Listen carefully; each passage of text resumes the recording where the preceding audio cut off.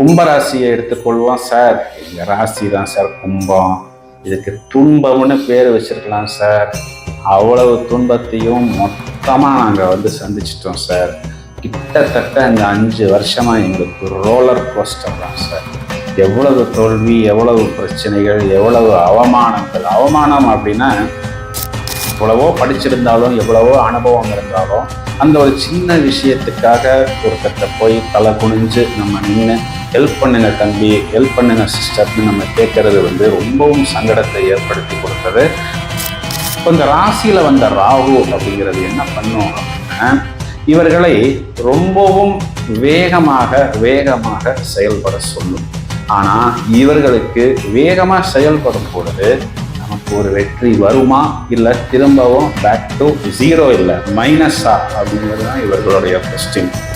இப்போ 2ஆம் இடம் சொல்லக்கூடிய தனம், குடும்பம், வாக்குஸ்தானத்தில் சனி பகவான் இருந்தால் ஓரளவுக்கு மந்த போக்கு இருக்கும். ஆனால் இப்போ இதே இடத்தில் சனி என்ற கிரகம் வக்கரமாக இருப்பதனால் மேலும் மேலும் அதி தீவிரமாக ஒரு முயற்சியை இவர்கள் செய்வார்கள். பாக்கியஸ்தானத்தில் குரு பார்வை. அப்போ லாபம், பாக்கியம், தொழில், ஜீவனம், முயற்சி, வெற்றி, இது அனைத்துமே இவர்களுக்கு அனுகூலமான ஒரு சுப பலன்களாக இருக்கிறது. 2ஆம் இடத்தில் இருக்கக்கூடிய சனியை செவ்வாய் 8ஆம் பார்வையாக பார்க்கிறார்.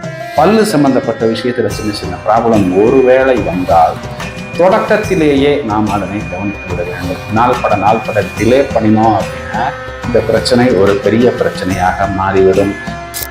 7ஆம் இடம் வயிறு, அடி வயிறை குறிக்கிறது. அப்போ கழிவுகள் வெளியாகக்கூடிய இடத்துல ஏதாவது சின்ன சின்ன அலர்ஜிக் இன்ஃபெக்ஷன் வர்றது, குறிப்பாக அந்த லேடிஸ்க்கு ப்ளீடிங் டைம்லலாம் கொஞ்சம் அதிகமான அந்த பிளட்டோடைய செக்ரீஷன் வர வேண்டிய அமைப்பெல்லாம் ஏற்படும். ஹாய் ஃப்ரெண்ட்ஸ், நாம் ஆவலுடன் எதிர்பார்த்து காத்திருக்கக்கூடிய இந்த ஜூலை மாதத்துக்கு உண்டான ராசி பலன்கள் என்ன அப்படிங்கிறத இப்பொழுது விவரமாக காண இருக்கிறோம். இதுல முக்கியமான விஷயம் என்ன அப்படின்னா, இந்த ஜூலை மாதத்தில் சனி என்ற கிரகம் ஜூலை 13ஆம் தேதி முதல் வக்கரம் அடைகிறது. ஸோ நிறைய பேருக்கு பலன் மாறும். ஜூலை மாதம் 16ஆம் தேதி இந்த சூரியன் என்ற கிரகம் மிதுனத்திலிருந்து கடக ராசிக்கு சஞ்சாரம் செய்ய இருக்கிறது. கடகத்தில் புதன் என்ற கிரகம் ஜூலை மாதம் 18ஆம் தேதி வக்கரம் அடைகிறது. இந்த வக்கரம் என்பது அன்டில் 10th ஆகஸ்ட் வரை இருக்கிறது. ஜூலை மாதம் 26ஆம் தேதி சுக்கிரன் என்ற கிரகம் ரிஷபத்திலிருந்து மிதுன ராசியில் சஞ்சாரம் செய்து குரு சுக்கிர யோகமாக அமர இருக்கிறார். மேலும் ஜூலை மாதத்தின் கடைசியில் மார்ஸ், அதாவது செவ்வாய், அங்காரகன் என்ற கிரகம் சிம்ம ராசியிலிருந்து கன்னி ராசிக்கு பயிற்சியாக இருக்கிறார். இப்போ நிறைய மாற்றங்கள் இந்த ஜூலை மாதம் இருக்கிறது. இந்த மாற்றங்கள் எல்லாம் உங்களது ராசிக்கு நல்ல அனுகூலமான மாற்றமா, ஏற்றமா, இல்லை யாருக்காவது எங்கேயாவது சின்ன சின்ன சர்க்கல்கள் இருக்குமா, எங்கே நாம் எச்சரிக்கையாக இருக்க வேண்டும் என்பதை இப்பொழுது விவரமாக காண இருக்கிறோம்.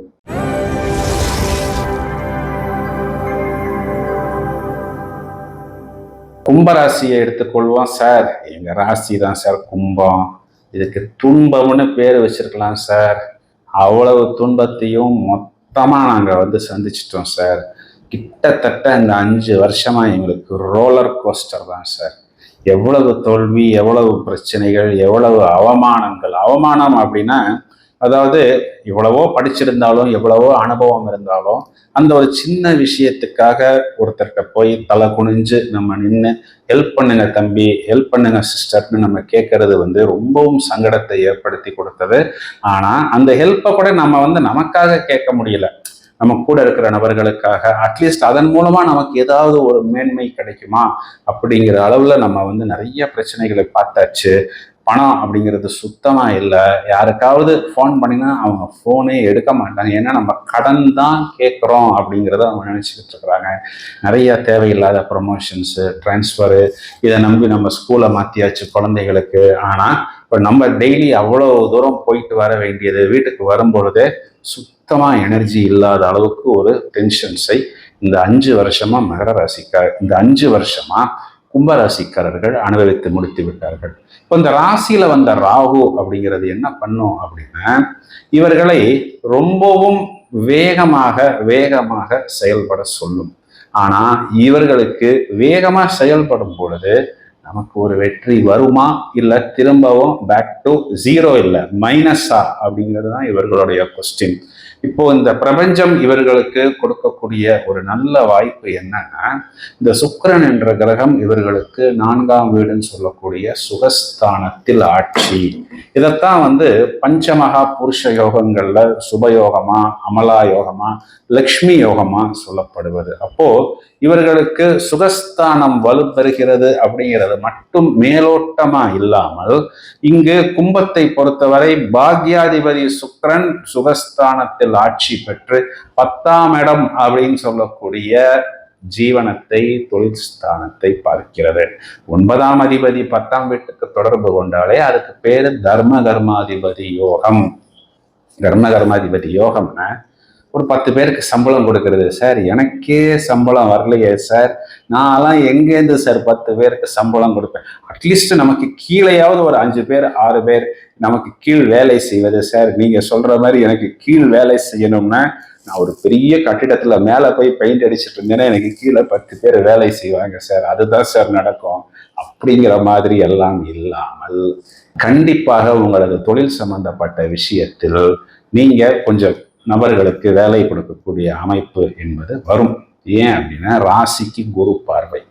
இப்போ கும்பத்தை பொறுத்தவரை இவர்களுக்கு ஜீவனாதிபதி அப்படின்னு சொல்லக்கூடியதும் வெற்றி ஸ்தானத்திற்கு அதிபதி சொல்லக்கூடிய செவ்வாய் என்ற கிரகம் இதனால் வரை 6ஆம் வீட்டுல கிட்டத்தட்ட ஒரு 6 மாசமா ஒரு ரெட்ராகிரஷன் நீசத்தில் போய்விட்டது. அப்போ தொழில் வெற்றி முயற்சி அப்படிங்கிறது எதுவுமே நடக்கவில்லை.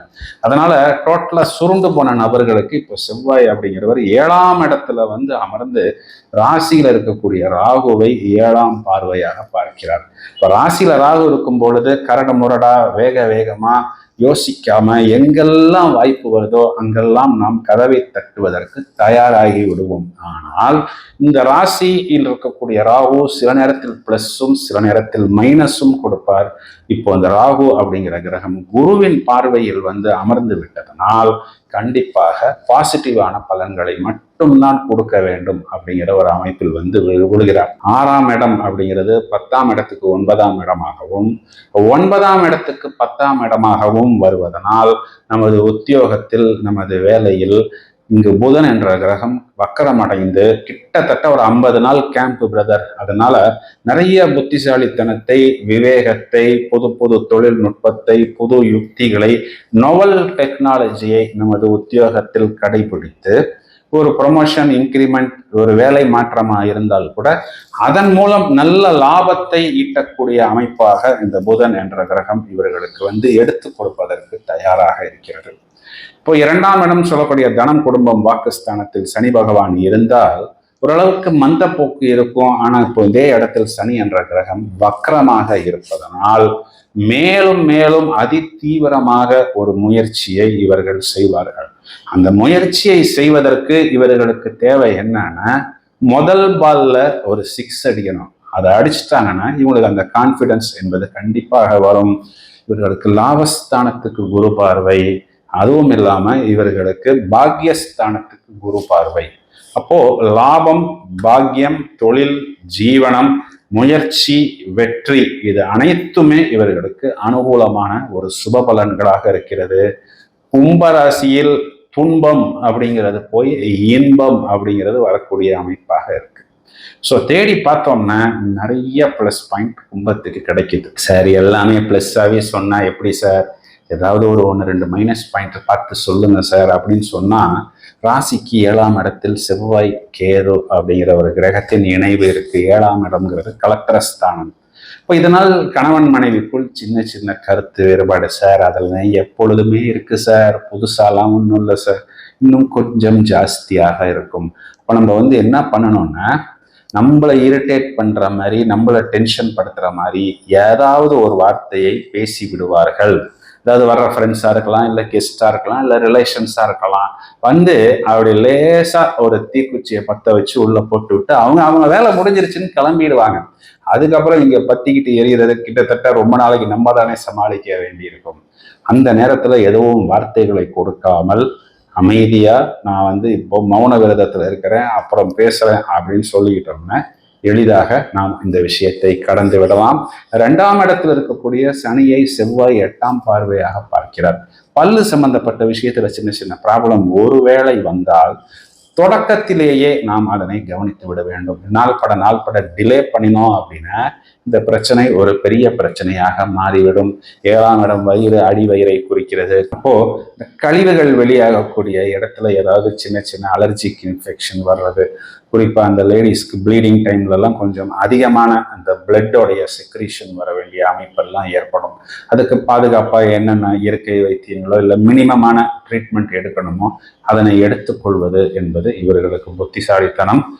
இடம், பூமி சம்பந்தப்பட்ட விஷயம், பூர்வீகம் சம்பந்தப்பட்ட விஷயம், சகோதரர்களுக்குள் பாக பிரிவினை, இந்த மாதிரியான விஷயங்கள்லாம் கொஞ்சம் புத்திசாலித்தனமாக பிறகு பார்த்துக்கலாம் அப்படின்னு தள்ளி போடுவது அதில் இருக்கக்கூடிய பிரச்சனைகளையும் ஃப்ரிக்ஷன்ஸையும் கண்டிப்பாக குறைக்கும்.